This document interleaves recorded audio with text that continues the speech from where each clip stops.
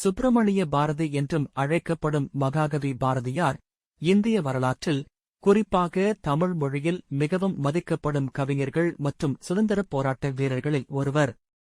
அவர் December 11, 1882 இல் பிறந்தார்.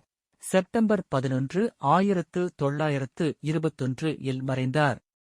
பாரதியாரின் பங்களிப்புகள் கவிதைக்கு அப்பாற்பட்டவை.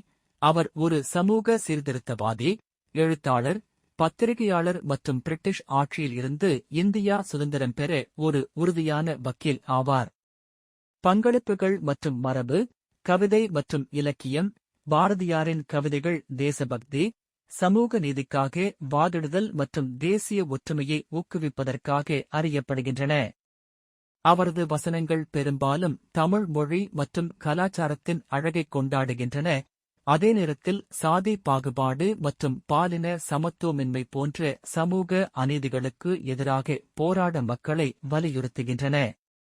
அரசியல் செயல்பாடு. பாரதியார் தனது கவிதைகளையும் எழுத்துக்களையும் இந்திய சுதந்திரப் போராட்டத்தில் சேர மக்களை ஊக்குவிக்க பயன்படுத்தினார். சுதந்திரத்தின் அவசியத்தையும் மக்களுக்கு அதிகாரமளிப்பதில் கல்வியின் முக்கியத்துவம் பற்றியும் விரிவாக எழுதினார். பத்திரிகை.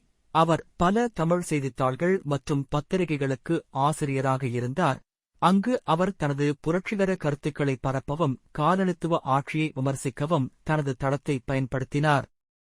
சுதந்திரப் பாடல்கள். பாரதியாரின் தாய் வணக்கம், அம்மா வணக்கம் மற்றும் வந்தே மாதரம், அம்மா வா போன்ற பாடல்கள் சுதந்திரப் போராட்ட வீரர்களுக்காக குரல் எழுப்பி தமிழகம் முழுவதும் பயபக்தியுடன் தொடர்ந்து பாடப்படுகின்றன.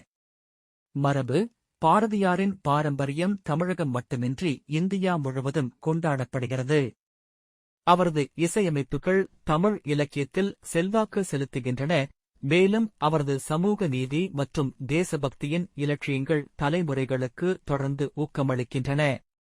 மகாகவி பாரதியாரின் வாழ்க்கையும் படைப்புகளும் சுதந்திரம், சமூக சமத்துவம் மற்றும் மாற்றத்தை தூண்டும் இலக்கியத்தின் ஆற்றலுக்கான அவரது அர்ப்பணிப்புக்கு சான்றாக நிற்கின்றன.